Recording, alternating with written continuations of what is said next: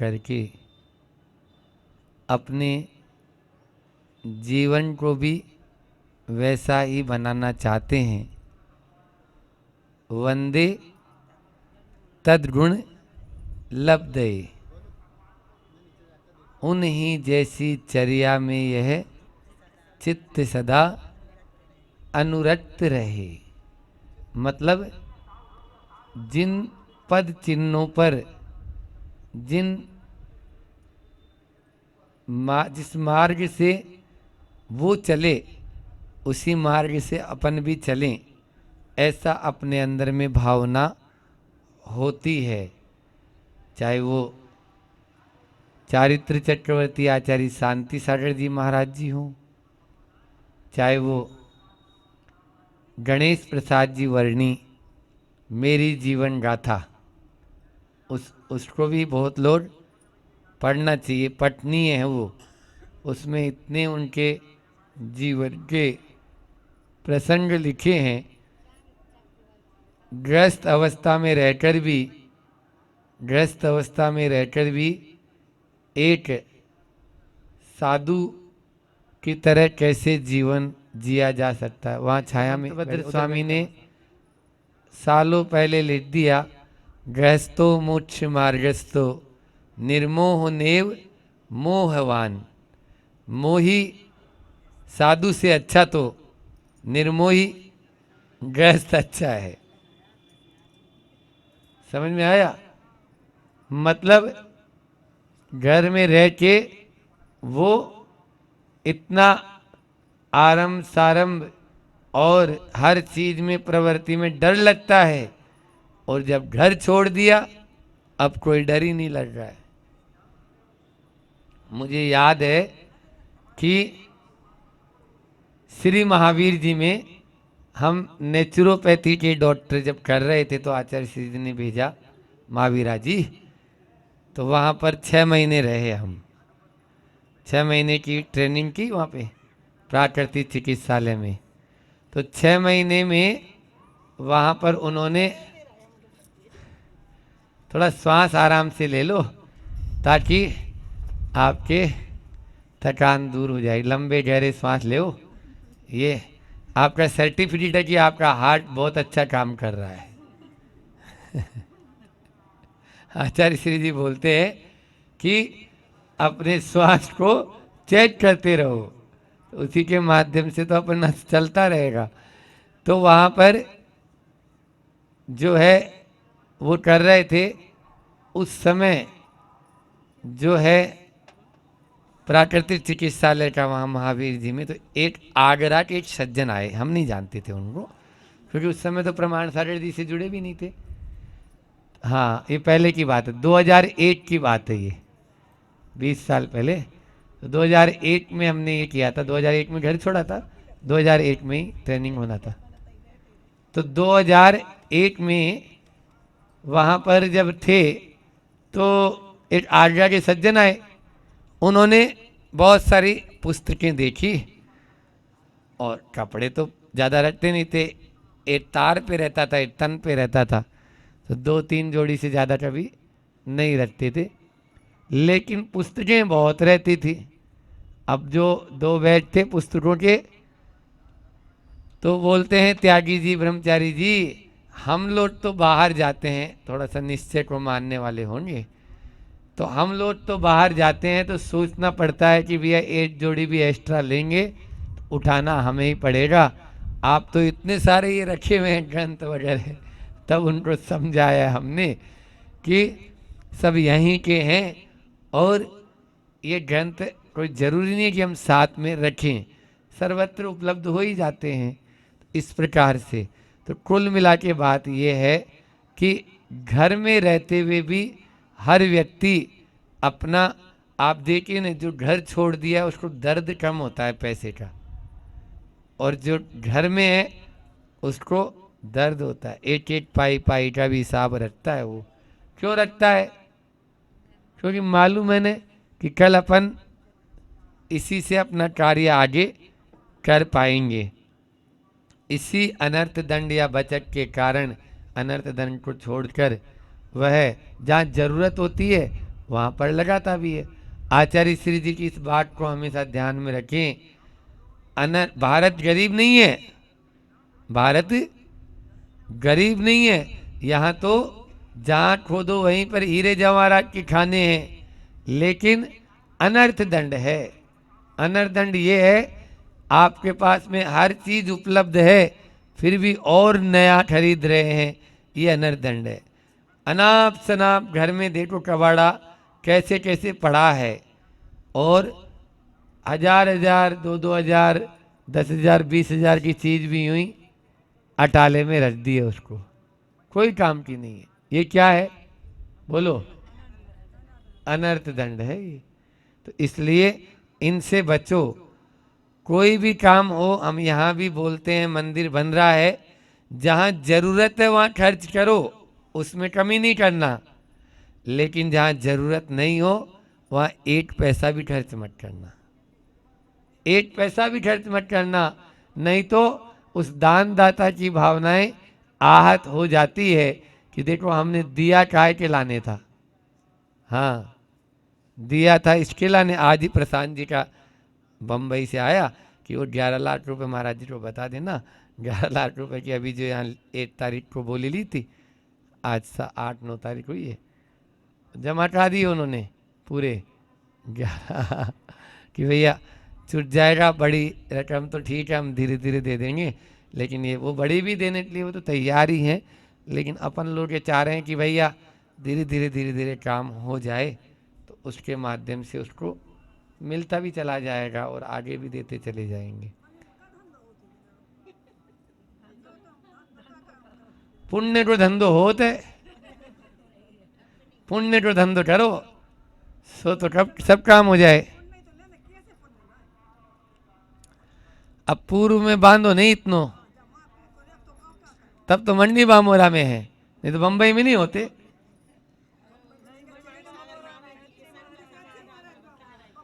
जा बात तो सब बोलते है, यो यत्र निवसन नास्ते स तत्र कुरुते रतिम। जो जहाँ रहता है ना वो वही अच्छा मानता है, महाराज हम तो इतने ही अच्छे हैं उते की बजाय।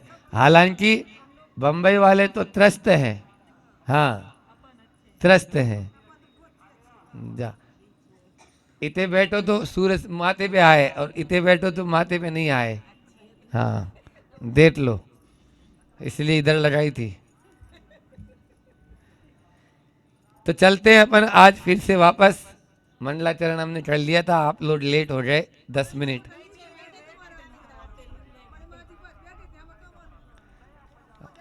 हाँ चलो आगे चलते हैं कि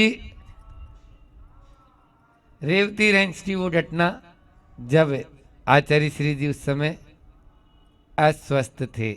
एक साथ कितनी सारी शिक्षाएं मिलेगी देखो इस संस्मरण में, बहुत सारी शिक्षाएं हैं। एक दिन मैं और एक महाराज जी और निरुपम सागर जी भैयावर्ती कर रहे थे, बाकी महाराज जी जंगल चले गए।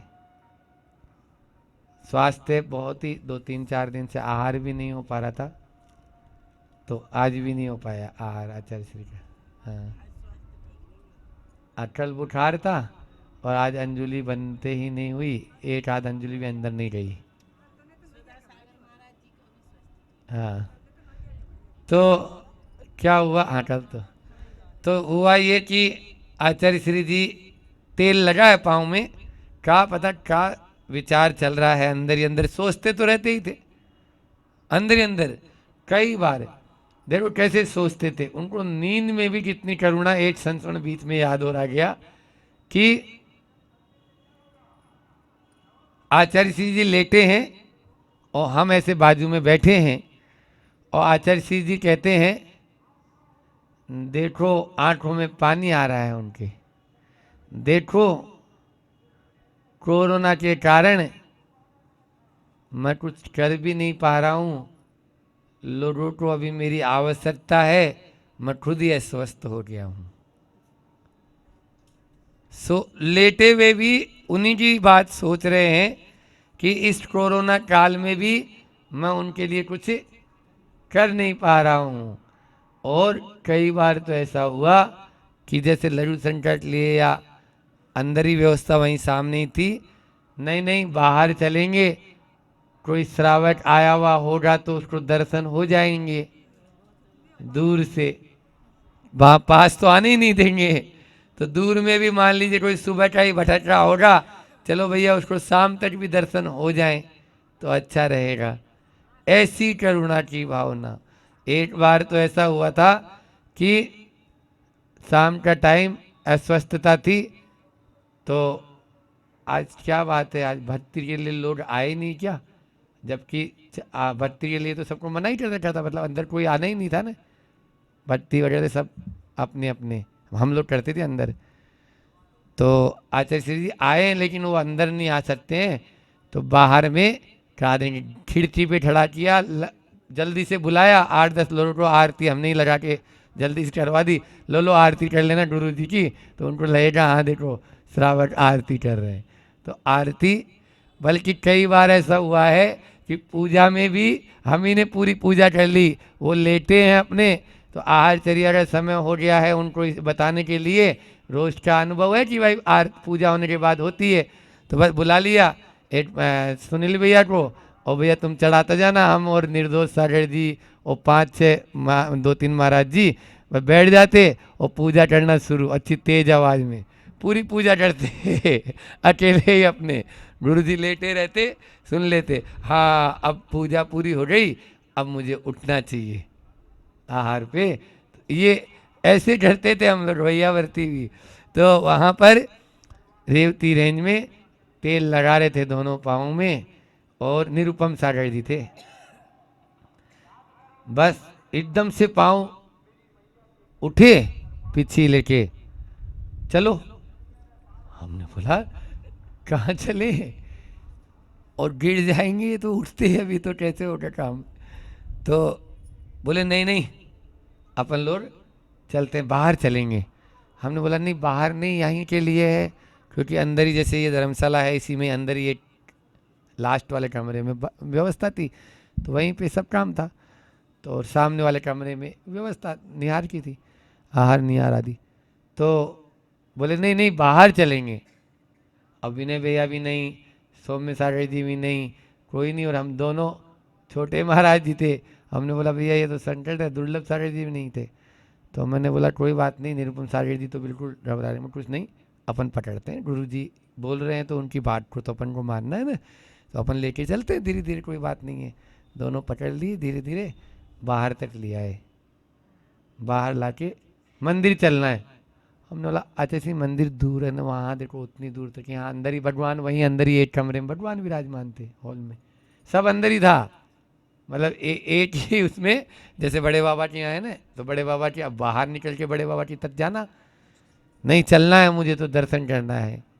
ठीक है भैया, गुरु जी बोले दर्शन कराना ही अपन को, वहाँ ले गए दर्शन के लिए। दर्शन किए, बस पारसनाथ भगवान को देखे जा रहे हैं, देखे जा रहे हैं, खड़रासन में प्राचीन प्रतिमा पारसनाथ भगवान रेवती में, तो देखे जा रहे हैं। अब वही जमीन से जैसे आपके यहाँ निकली ना, ऐसी खड़रासन प्रतिमाएं हैं। तो आचार्य श्री अब बैठ जाए थोड़ी देर, नहीं मुझे ऊपर चढ़ के चरण छू रहा है वेदी में। मतलब हम बोले भैया आज तो, अब वो मेरी तरफ देखे, भाई कुछ नहीं करो, गुरु जी जो बोले जाए ना, हाउ करना सीखो बस अपन को। हाँ इतना ध्यान रखने हैं हम, है ना, छाती पहले अपन लगाएंगे, कोई भी सामने आएगा तो उससे हम बात करेंगे ना, तो आप चिंता नहीं करो, क्योंकि बाहर इसलिए नहीं लाते थे, कोई नहीं, सब मना कर रखे थे, इतने कैंपस से बाहर कोई भी इनको किसी हालत में नहीं लेके जाएगा, नहीं कुछ भी हो सकता है। ठीक है भैया, हमको बिल्कुल ऊपर से ऑर्डर थे, सुधा सागर जी प्रमाण था इस सब के।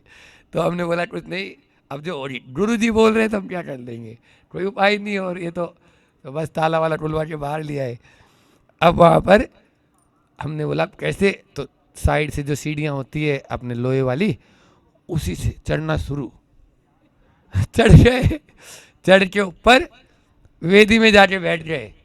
अब वेदी में सामने चरणों के ऊपर माथा टेका, और जो भगवान के सामने वो शुरू हुए, बस भगवान अब तो मैं आपका भी नाम लेता हूँ तो शरीर ही याद आता है, अब तो मुझे शरीर ही शरीर दिखता है, आपका नाम भी मेरे से दूर होता जा रहा है, इसलिए आपका नाम स्मरण बस मुंह पे हमेशा चलता रहे। नमोकार मंत्र भी नहीं बोल पा रहा हूँ। ऐसा जैसे ही बोला हमने थोड़ा सा टाइट होके बोला, बोल तो रहे हो, इतना तो करते हैं आप, प्रतिदिन तो कर रहे हैं। तो बोले नहीं नहीं अब नहीं। फिर हमने धीरे से बोला आप नीचे आ जाएं, अभी नहीं, अभी तो और बैठने दो। ठीक है भैया बैठ जाओ। बैठ गए। इतने में दुर्लभ सागर जी आ गए थे, अब 3 हो गए हम। तो हमने बोला ठीक है। फिर जो है तीनों, अब मैंने बोला यहीं से उतर जाएंगे, कहा उतर जाएंगे, वो तो उधर से। हमने बोला उठा लेंगे भाई अपन, इधर उठा के बांध। लेकिन बोले नहीं हम सीढ़ी से उतरेंगे। तो सीढ़ी से उतरो। सीढ़ी से उतरे, फिर बोले धीरे से कान में बोलते हमारे, उधर अंदर नहीं जाएंगे अब अपन बाहर ही रहेंगे। हमने बोला यहाँ कहाँ रहेंगे बाहर में, और ऐसे पांडाल जैसे टीन वालों पांडाल है, ऐसे पांडाल था वहाँ तो टीन सेट का। तो उस साइड में बोले देखो यहाँ पर अच्छी लगेगी, हवा भी आएगी, वहाँ काम मुझे ताले में बंद कर दिए हैं और घुटन होती है मुझे बहुत ज़्यादा, मैं नहीं जाऊँगा वहाँ पे। तो दुर्लभ सागर जी मैंने, महाराज जो कह रहे हैं ना वही करने हैं, अपन कुछ नहीं, अपना दिमाग नहीं थोड़ा हुआ, अंदर नहीं जाने, इनको नहीं जाने, बस वहीं तकत लगाया एक कोने में। अब हवा भी थी तो 2-3-4 प्लाइयाँ ला के खड़ी कर दी, और खड़ी प्लाई करके और वहाँ पर कर दिया। अब लेकिन आहार तो उते ही बने हुए वापस आहार थोड़ी थे अब ला के खा देंगे क्योंकि ये तो आहार की पहले की थी। इतने में सौम्य सागर जी आ गए, क्या हुआ? मैं कुछ नहीं भैया, ये तो बोल रहे हैं यहीं रहेंगे और अब उस बिल्डिंग में जाएंगे ही नहीं, बोल दिया मुझे नहीं जाना उस कमरे में। तो ठीक है भैया। अब धीरे से उनको शुद्धि का समय हुआ तो शुद्धि करवाई, आहार करवाए, आहार ठीक हुए और फिर ले आए। बाहर जैसे लाए तो उनके हाथ और पांव ऐसे ठंडे बर्फ की तरह। वहाँ तो कमरे में तो गए नहीं, वहाँ हवा चल रही थी, बस वो तो ठंडे होते गए। तो बस खूब उनको रगड़ के हमने बोला, एक एक 2-2 महाराज जी ड्यूटी में लगे रहे। 2 महाराज जी हार पे उठे कि भाई तुम जाओ, आप लोग आएंगे तब हम लोग करेंगे। इस प्रकार से वहाँ किया। तब वो कहते हैं जो बात अपन को ध्यान में रखना है, आजकल के देखो भवन कैसे बनते हैं, न उसमें प्रकाश जाता है और न उसमें हवा। अब प्राणवायु ही नहीं रहेगी तो जिएगा कैसे आदमी? हाँ, वो कलकत्ता को छोड़ के भागने का उनका मकसद यही था। 7 दिन भी नहीं रुके वहाँ, 6 दिन भी। जबकि कितने किलोमीटर चल के गए थे पता है? ईसरी से 350 किलोमीटर। ईसरी से 350 किलोमीटर चल के गए थे दीपावली के बाद में। मतलब कार्तिक की ये होती है अमावस्या की दीपावली होती है, और पूर्णिमा को वहाँ मेला होता है, पूर्णिमा को रथ निकलता है। कलकत्ता की एक ये खास बात है, सरकार की तरफ से निकलता है वो जैन समाज के लिए, और तार वार सब काट दिए जाते हैं। रथ जो है इतने ऊंचे ऊंचे रथ चलते हैं, एक साथ 150-200 रथ एक साथ चलते हैं कलकत्ता की सड़कों पर पूरे। और आगे आगे दिगंबरों का जुलूस होता है और पीछे पीछे श्वेतांबरों का। एक ही दिन में बस जब लास्ट होता है अंतिम, तो दिगंबरों का चले जाता है बेलगछिया में और श्वेतांबरों का चले जाता है दादाबाड़ी में। दादाबाड़ी है उनकी, तो उस दादाबाड़ी में वहीं पहले रुक जाता है सामनगर में, और वो आगे जाके पुल के उस पार में, पुल के इस पार उनका है दादाबाड़ी, पुल के उस पार बेलगछिया है, ऐसे कलकत्ता में। हाँ हाँ, तो मैं बोल रहा था कि उनको आज भी वही बातें याद है। वो बोलते हैं कि वहाँ इतनी बड़ी बड़ी बिल्डिंग है, जैसे आपके बामोरा में भी हो गई ना, कि अब सवेरे से मान लीजिए धूप ही नहीं आती गली में, आहार चर्या पे निकलो उस समय इतनी ठंडी है तो हवा, और ऊपर से वो बिल्डिंग है और ऊंची ऊंची, तो धूप आती नहीं है। धूप तो ठीक है, तो इसलिए आचार्य श्री जी का यहाँ पर कहना होता है कि देखो ऐसा बनाओ कि जिसके माध्यम से आपको प्राणवायु मिलती रहे। पहले के जो घर होते थे उसमें बड़ी बड़ी बाखर होती थी, और बाकर में भी बीच में तो बहुत बड़ा चोट हो गया है, और 2 कमरे 3 कमरे अपने बस रहने के लिए बना लिए, और बाकी आंगन रहता था। खुला आंगन तो मिलता ही नहीं है, बोलो अंगना, हाँ खुला अंगना थी, चल पड़ा था। हाँ, तो ये चीजें अपन को होना चाहिए। और उसके बाद में वो वहां नहीं गए, आगे और बता देते हैं उसी के। फिर क्या हुआ, फिर ये हुआ कि वहीं रात्रि विश्राम कहाँ करेंगे, दिन का तो हो गया है। अब रात में, तो रात में हम चाह रहे थे कि वहाँ एक संत निवास पत्थर का बना था, वो बहुत ठंडा, बहुत ठंडा, चातुर्मास में तो पानी में, और पानी भी पूरा सील जाते हैं पत्थर, तो उसमें न जाएं किसी भी हालत में। तो उसमें तो हम बताए भी नहीं उनको, और जाना भी नहीं, ले जाना भी। अब क्या था, तो गेट पे घुसते ही 200-300 मीटर जो गेट था ना, मेन गेट, उस मेन गेट पे घुसते ही कुछ क्वार्टर बने थे, वीआईपी क्वार्टर, जो उनके लिए, जो यात्री लोग आते हैं अच्छे लोग, उनके लिए, भैया खाली कराओ उसको जल्दी से।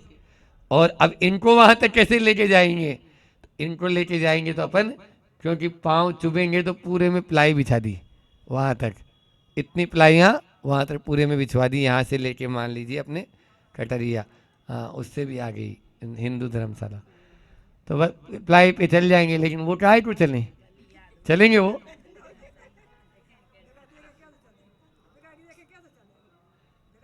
वो प्लाई के ऊपर नहीं चले आचार्य श्री जी, बाजू से अलग चले, बस पकड़ के उनको धीरे धीरे धीरे धीरे वहां तक ले गए।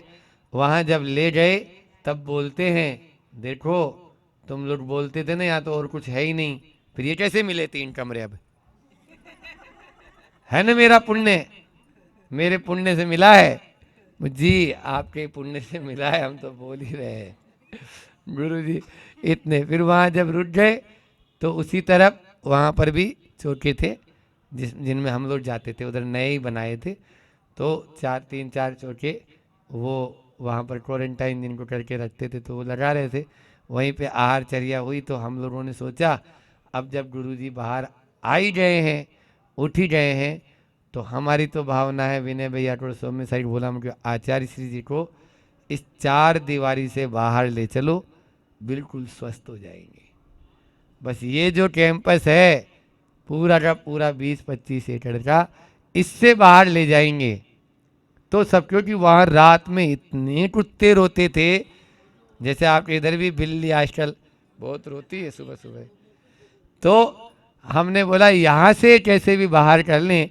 बस एक आहार हुआ, वहीं श्री जी ले गए, वहीं अभिषेक कर लिया उसी कैंपस में, और दूसरे दिन आहार के बाद में धीरे से विनय भैया ने और सौम्य सारी जी महाराज और इन लोगों ने बोला कि आचार्य श्री जी अपन धीरे धीरे आगे बढ़ेंगे, तो नीचे एक तलहटी में विद्यालय है, उस विद्यालय में रुक जाएंगे चल के। हाँ हाँ ये तो और अच्छा है, बस गुरु जी चाह ही रहे थे बाहर निकलना, और उनके मन में भी ये थी कि अपन बाहर जाके लोगों को लाभ दे दें, अंदर तो ये घुसने नहीं दे रहे लोगों को जैसे कुंडलपुर में हो गया, तो अंदर तो आने नहीं देंगे, तो क्यों ना मैं ही बाहर चले जाऊं, नहीं समझ में आई, हम बाहर चले जाएंगे कौन, फिर तो सभी आ जाएंगे दर्शन करने वाले।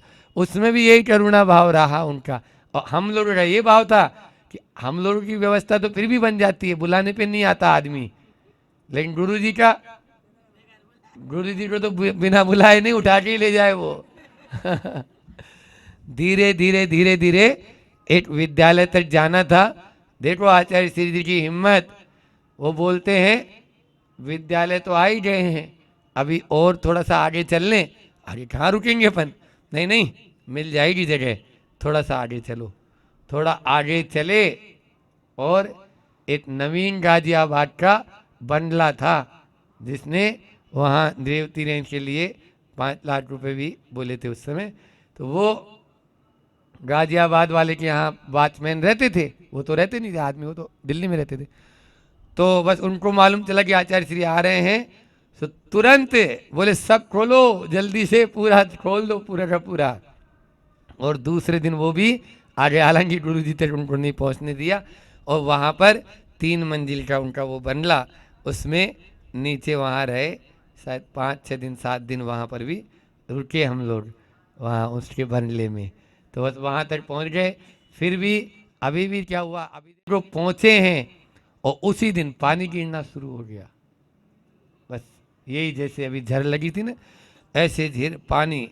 बस पहुँचे हैं सुबह सुबह और मौसम बिल्कुल खराब।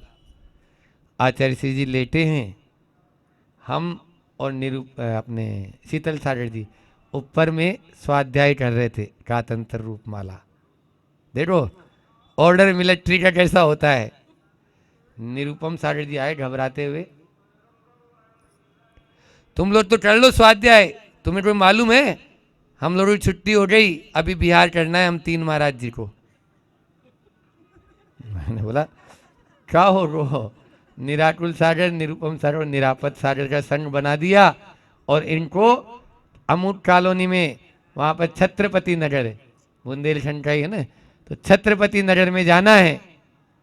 मैंने बोला है, बोले हाउ, और अभी तुम लोगों की भी छुट्टी होने वाली है, आचार्य श्री जी और बना रहे हैं संघ।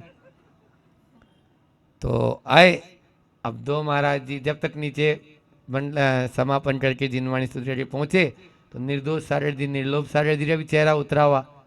बोले भैया हम लोगों की भी छुट्टी हो गई। क्या हुआ? बोले नहीं, आचार्य श्री ने बोल दिया वो विजयनगर वालों को लाभ दे दो, तो विजयनगर जा रहे हैं।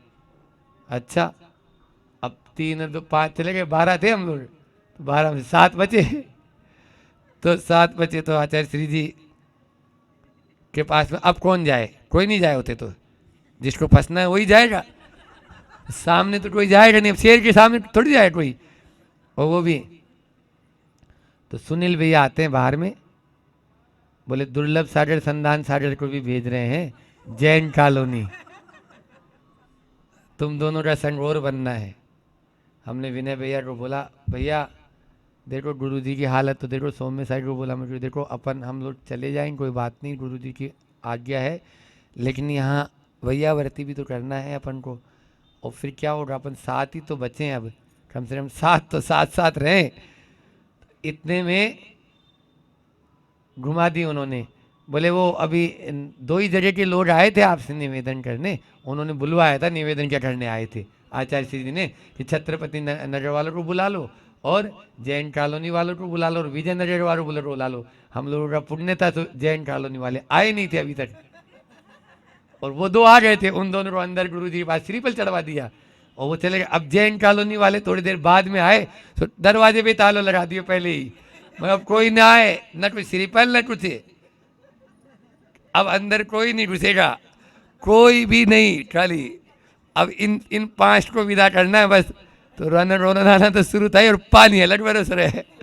तो भैया हमने बोली क्वचू नहीं भैया, बोरा बिस्तर बांधो, अब थोड़ी दूर तो हम छोड़ आते हैं, फिर आगे अपनी देख ली हो। तो उस बरसते पानी में भी पहले 3 को छोड़ के आए रोड तक, फिर आए हम 7, फिर 2 को फिर लेके गए, फिर रोड तक छोड़ के आए, अब जाओ उधर, इधर नहीं, और फिर वापस आ गए। और दूसरे दिन फिर जैन कॉलोनी वाले आए, तो विनय भैया ने बहुत अच्छी टेक्निक अपनाई, अब कोई शंका हमारे यहाँ से बिहार होना ही नहीं है, गुरु जी ने मना कर दी। तो 3 4 5 4 दिन तक आचार्य श्री तक कोई को पहुँचने ही नहीं दिया, जब जाकर हम लोग बच पाए थे, नहीं तो हमारे ऊपर भी तलवार तो चली हुई थी वो तो। हाँ बोल रहे थे वो जैन कॉलोनी वालों को बुलाओ, तो इसलिए तो ये होता है। फिर 7 बचे, 7 दिन वहाँ रुके और 7 दिन बाद में फिर धीरे से एक आगे एक स्थान हमने देखा, तो वो स्थान हम पहले अपने से देखिए आए, बहुत अच्छी एक रिसोर्ट थी जिसमें लगभग 100 कमरे एसी थे, है ना, और बहुत बड़े अच्छे पार्क जैसे बड़े बड़े लॉन जिसको बोलते बगीचा, तो ऐसे बगीचे शादियाँ होती थी, तो वहाँ पर गार्डन, वो गार्डन थे। तो मैंने बोला आचार्य श्री के लिए बहुत अच्छा स्थान है, क्योंकि ये तो छोटा सा स्थान में थे हम लोग, तो मुझे यहाँ चलो, वहाँ से 1.5-2 किलोमीटर आगे था वो स्थान, निर्वाणा और प्रारंभ का वह कैंपस। वह आचार्य श्री जी को जैसे ही बता, हाँ हाँ हाँ अच्छा है वो, तो वहाँ चलो ना, बस धीरे धीरे बैठाते हुए वहाँ तक ले गए, 2 किलोमीटर 2.5 किलोमीटर दूर, और वहाँ फिर 1-1.5 महीना हम लोग उसी में रुके, उसका पुण्य भी देखो। और फिर उसी समय वहाँ एक मंदिर बनना था, तो वहाँ पर उस मंदिर का वहाँ शिलान्यास, पहले माता जी सानिध्य में हो गया था, लेकिन गुरु जी के भी चरण वहाँ पड़ गए, तो वहाँ पर प्रवचन आदि एक दिन आचार्य श्री जी ने कर दिए थे वहाँ पर। आचार्य श्री जी की करुणा देखो, हर व्यक्ति के प्रति इतना सब कुछ होने के बाद में भी। और पहले बाहर भेजने का मतलब क्या था पता है? पहले मैं अपने शिष्यों को भेज देता हूँ, तो इनसे पता लग जाएगा ये लोग कहाँ खाते हैं, आहार कहाँ लेते हैं, ठीक है, फिर निहार कहाँ जाते हैं, सब मालूम चल जाएगा। तो अपना आप ही फिर मैं भी चला जाऊँगा। ऐसे तो ये अभी बहानाबाजी मार देंगे सब लोग कि नहीं नहीं आपके हिसाब से व्यवस्था नहीं है, या पुलिस वालों को मना करा देंगे। तो 1 महीना बाद में धीरे से हमसे पूछते हैं कि वो विजयनगर वाले जो हैं वो लोग आहार कहाँ लेते? मतलब चौकी में। अच्छा, चौके में जाते हैं? मैं नहीं नहीं, वहीं आजू बाजू में ही, गली में ही 2-3 चौके लगते हैं, 4-5, तो उसमें हो जाता है 2 महाराज जी। तो फिर अपने भी तो हो सकते हैं। मैं दादा नहीं हो सके, आपके नहीं हो सके थे, हम लोगों के तो हो जाएंगे, आपके नहीं होंगे। उनको यही बिल्कुल स्पष्ट। अच्छा, तो फिर 1 दिन बाद में देखो, अब वहाँ से निकलना है, उनको निकलना है तो क्या बोलेंगे कि वो जानते हैं कि ये आदमी, मतलब हमारे लिए, कि ये अंदर जंगल नहीं जाता होगा। वहाँ कैंपस बहुत बड़ा कैंपस था, मतलब समझ लीजिए यहाँ से लेके अपने भी हिंदू परिषद या उससे ही बड़ा। तो जंगल जाने के लिए जगह अंदर ही थी, और बाहर जाना मना था, और गेट पे रहते थे पैरी। लेकिन अपन तो रिश्वत दे के काम करा लेते थे, तो अपन को बाहर जाना ही रोज। तो उन्होंने धीरे से पूछी, क्यों जंगल कहाँ जाते हो? अब हमने बोली झूठ बोले तो भी गड़बड़ है गुरु जी से, और सच बोले तो फंसे हमें ही। हमने बोल दी, मगर सामने एक खेत है तो वहां चले। हाँ, तो तुम जा सकते हो तो मैं नहीं जा सकता हूँ। तो आज अब सो में सागर जी ये लोग, विनय भैया हमारी इतनी खिंचाई, क्या है ये महाराज जी कुछ भी बोल दिया। हमने बोले सुनो, हम नहीं, वो आचार्य श्री जी पूछ रहे तो हम क्या कर लें, और फिर भी हम तो उनको मना ही कर रहे हैं ना कि भाई मत चलो बाहर में, ऐसा ऐसा हो जाएगा। अब दूसरे दिन से तो बस आना शुरू, सुबह सुबह ही, कि बस गुरु जी बाहर निकले एक दिन, दूसरे दिन पता लग गया। अब बस रतलाम से एक दिन बस आ गई, एक दिन उज्जैन से आ गई। वो तो उनको अलग से पुलिस है उनके लिए लगानी पड़ती थी कि दूर, वहीं से दर्शन दूर दूर दिखेंगे बस वहाँ तक। तो वहाँ जंगल, सामने एक खेत था, उस खेत में जिसमें हम जाते थे, तो वहाँ जंगल ले जाना शुरू किया। और बस 4-5 दिन बाद तो वो उठाए पीछी कमंडल और चल दिए। सौम्य सागर जी महाराज को जब बहुत बोले, तो एक बात बहुत अच्छी बोली थी, इसमें आएगी आगे, कि सुनो, कर्म सिद्धांत को मानते हो ना? सुन रहे हो आप लोग भी? तो जो बात थी वो बहुत ही मार्मिक थी। हम दोनों बाजू में चल रहे हैं, एक तरफ स्वामी साहब, एक तरफ हम, सबसे बड़े वो, सबसे छोटे हम, उस समय तो साथ में हैं। तो कर्म सिद्धांत को मानते हो? इस ताले में बंद रहूंगा तो भी कुछ भी हो सकता है, और नहीं तो 100 लोग आहार देंगे ना तो भी कुछ नहीं होगा। सिद्धांत पे विश्वास रखो, पढ़ाई पे नहीं, पढ़ा तो बहुत है, आप इसको अपने जीवन में भी उतारो सौम्य सागर जी। और अपन को उसी सिद्धांत, हाँ, लेकिन अपन को कोई भी तरह की लापरवाही नहीं रखना है, किसी तरह की कोई अपन को उसमें छूट छाट नहीं रखना है। जिस प्रकार से दूर दूर रह के यहाँ चल रहा है, वैसे ही वहाँ हो जाएगा। और सीधा बिहार किया, सो रात्रि विश्राम परदेसीपुरा, और परदेसीपुरा से सीधे जैन कॉलोनी पहुँच गए। क्योंकि जैन कॉलोनी जाना ही था, जैन कॉलोनी जाना है उनको, वो तो दो को नहीं भेजा था। अब ठीक है, सातों चलेंगे साथ साथ, तो सातों वहीं जैन कॉलोनी पहुँचे। वहाँ लगातार 1-1.5 महीना फिर जैन कॉलोनी में रहे, फिर पीछे परिवर्तन विजयनगर में किए। इस प्रकार से ये इंदौर का प्रवास रहा। कल फिर और आगे देख लेंगे, अभी तो इतना ही रखते हैं, समय तो हो गया। आप लोगों की भावना तो लग रही कि हाँ और सुनाओ और सुनाओ।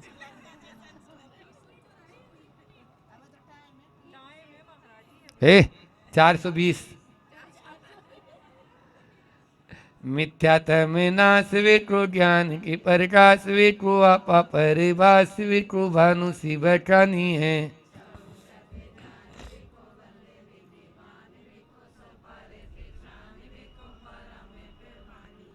अनुभव ताहे वेठो जीवन ताहे वेठो टाउन ताहे वेठो भव्य रे आनी है।